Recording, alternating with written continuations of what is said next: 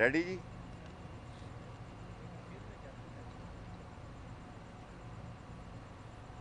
क्यों दें, फिर मैं शुरू करूं। बिस्मिल्लाहिर्रहमानिर्रहीम। वैसे तो ये सारा हफ्ता मेरा प्रेस कॉन्फ्रेंसों में ही गुजर रहा है, लेकिन बाज़ बातें ऐसी हंगामी सूरत में हो रही हैं कि मुझे जवाब देना पड़ रहा है। आज मरियम साहबा ने सारी तकरीर अदलिया के ख़िलाफ़ की, नैब के ख़िलाफ़ की, जनरल आसम के ख़िलाफ़ की और इस बंदा नाचीज़ शेख रशीद के ख़िलाफ़ की। जो फ़ैसला उनके हक़ में हो वो उनको कबूल है, जो ख़िलाफ़ हो ना कबूल है। मीठा मीठा हप और कोड़ा कोड़ा थू, ये उनका एजेंडा है। पूरी कॉन्फ्रेंस में मरियम नवाज़ साहबा ने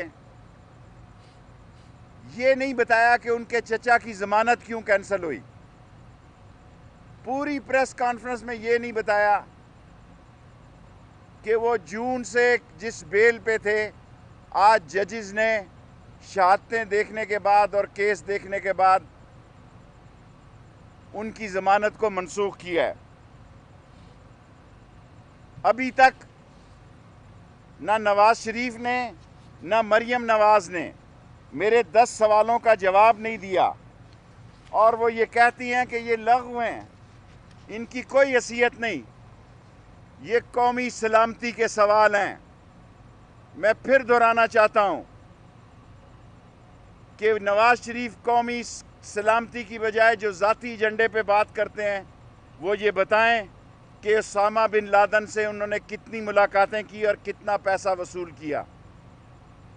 नंबर 2, अजमल कसाब के घर का एड्रेस राइटर को किसने दिया।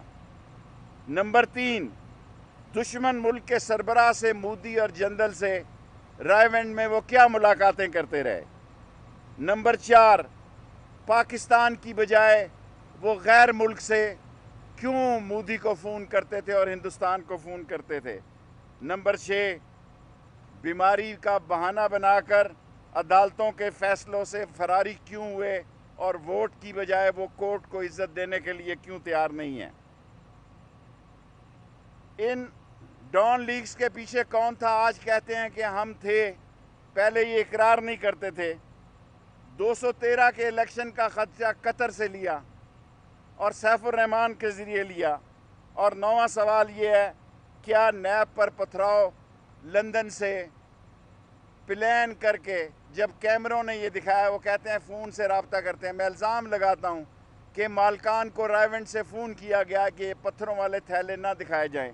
और नंबर 10, बेनज़ीर की किरदार कुशी के लिए जो पीटर गैलब्रेथ का जाली कागज़ हुसैन हक्कानी के दस्तखत से किसने किया।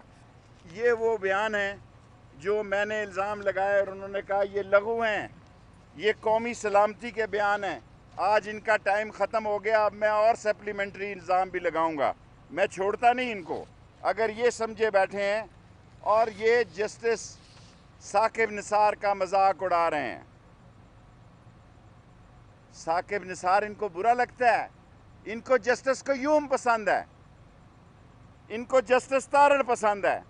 और पनामा केस का फ़ैसला जनाबे वाला जस्टिस आसफ सईद खोसा ने किया, जस्टिस चीफ जस्टिस जो मौजूदा हैं गुलजार साहब ने किया, जस्टिस एजाजुल हसन साहब ने किया, एजाज अफजल ने किया, जस्टिस अजमत शेख अजमत सईद ने किया। ये सारे जज वो जज हैं जो पाकिस्तान की अदलिया के अजीम सतून हैं, और सारी कौम उनके किरदार और उनके ज़हनी बुलंदी और वकालत पर और कानून पर उनकी दस्तरसी को मानती है।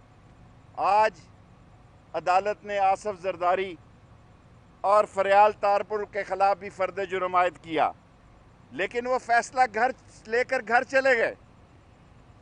लेकिन ज़मानत कैंसिल होने पर मरियम नवाज़ ने जो आज बातें की हैं, मैं नहीं समझता उसमें कोई बात ऐसी है जो मुल्की मामलात के लिए जवाब देने के काबिल है। ये हुकूमत के ख़िलाफ़ जो इंतशार फैलाना चाहते हैं, और आज जो नाराबाजी की गई है, मैं फिर ये कहता हूँ, पाक फ़ौज दुनिया इस्लाम की अजीम फ़ौज है। पाक फ़ौज के बारे में जो ज़बान इस्तेमाल की गई है वो इस काबिल है कि गुद्दी से खींच ली जाए और उनके ख़िलाफ़, लगवाने वालों के ख़िलाफ़ और लगाने वालों के ख़िलाफ़ आर्टिकल 6 गद्दारी का मुकदमा दर्ज किया जाए।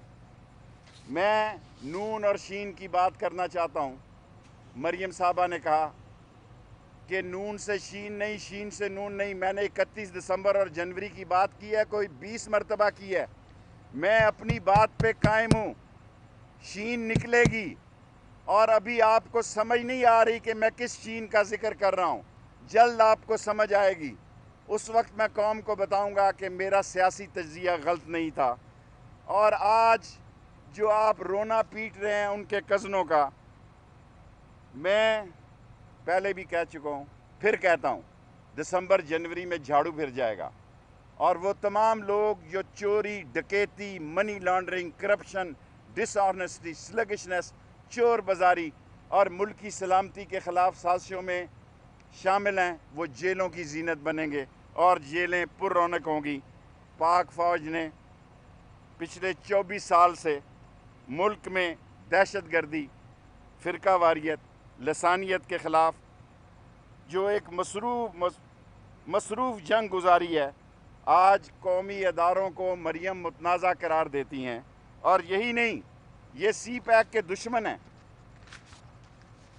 क्योंकि आज पाक फ़ौज और इमरान ख़ान की हुकूमत ने यह फ़ैसला कर लिया है, खा ML1 हो, खा भाषा डैम हो, खा नीलम झेलम हो, खा पाकिस्तान की फेंसिंग हो, या फाटा का शामिल होना हो, या कोयटा की और या बलूचिस्तान की सड़कें हों, वो सी पैक से मुकम्मल होने जा रही हैं। इनके पेट में दर्द उठ रहा है कि वो सी पैक जिसके ख़िलाफ़ ये प्रोपोगंडा कर रहे थे, आज इंटरनेशनल साजिश का ये निशाना बन रहे हैं और उस सी पैक की सूरत हाल को ख़राब करना चाहते हैं। ये बैरूनी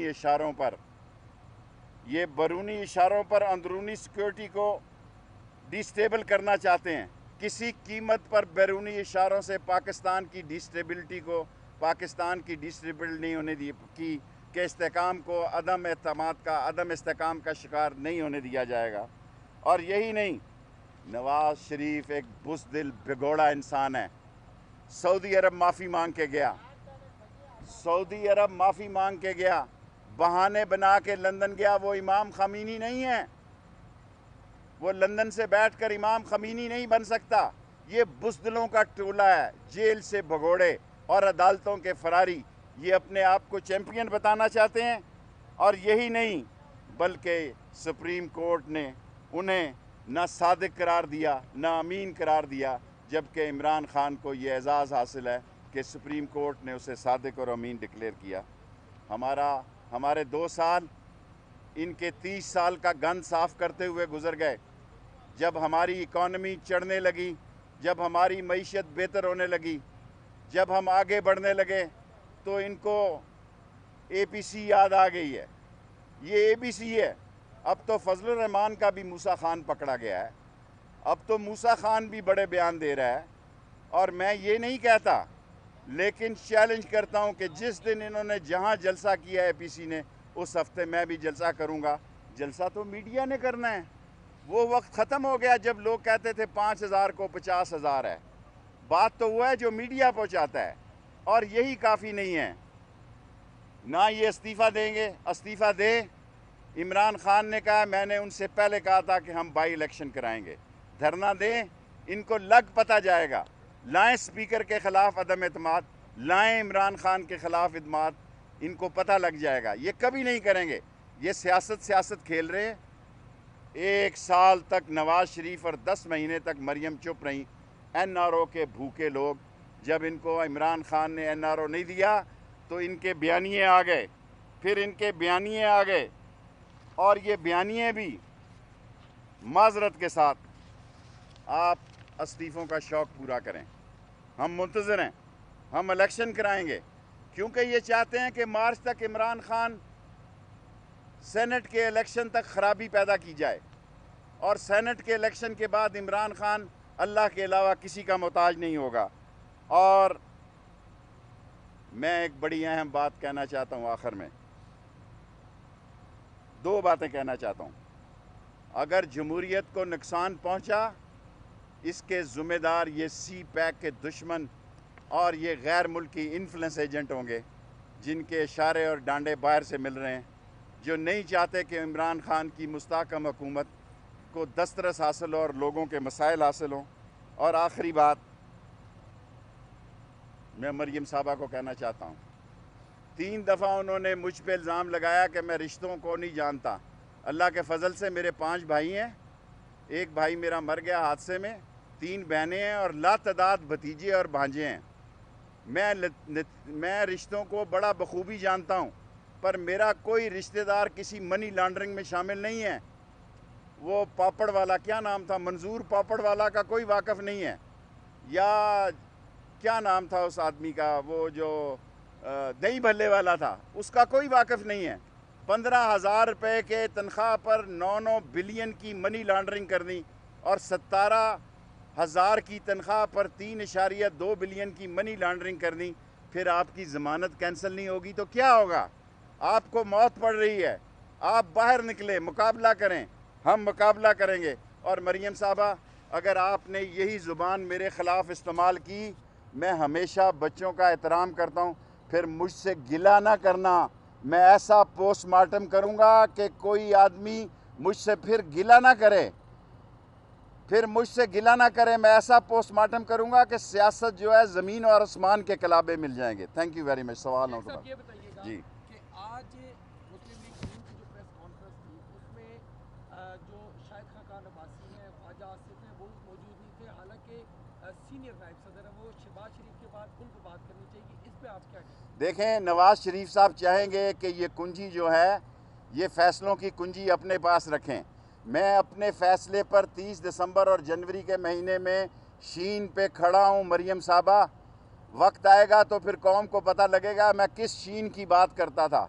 मैं जिस शीन की बात करता था, मेरे तज्ज़िये के मुताबिक उसके होने के बड़े चांसेस हैं, और बाकी अगर वो नहीं मौजूद थे तो मैं उसका ज़िम्मेदार नहीं।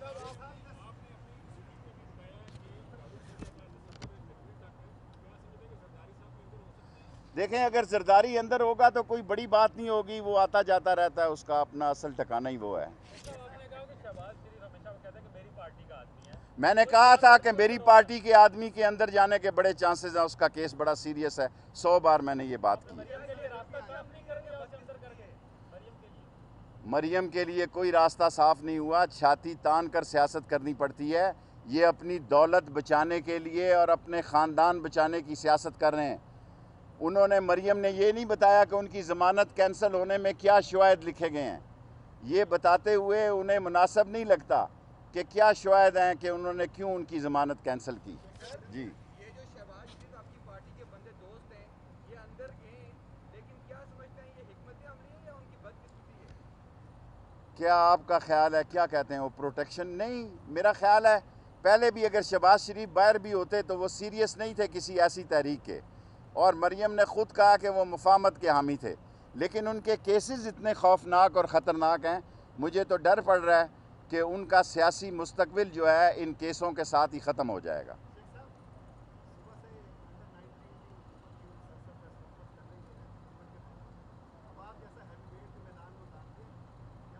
मुझे कोई मैदान में नहीं उतारता अल्लाह के फजलो करम से। ये जो लोग कहते हैं कि मुझे कोई, मैं किसी का तर्जमान हूँ, मैं अल्लाह और उसके रसूल का तर्जमान हूँ। जो सच बात होगी वो कहूँगा, मैं अल्लाह और उसके रसूल का तर्जमान हूँ। ना मैं किसी के नीचे लगा हुआ हूँ, ना मुझे वजारत की परवाह है। मैं कौम को सच बात कहूँगा, चाहे इसका नतीजा कुछ ही क्यों ना निकले। आपको कभी लिखी प्रेस कॉन्फ्रेंस करते नहीं देखा, आज क्या वजह? आज मैंने दरअसल मरियम की प्रेस कॉन्फ्रेंस का जवाब देना था, इसलिए मैंने कहा मैं भूल ना जाऊँ। कोरोना के बाद मेरी यादाश्त जो है ज़रा, ये आप ही साथ ले जाओ। Thank you very much.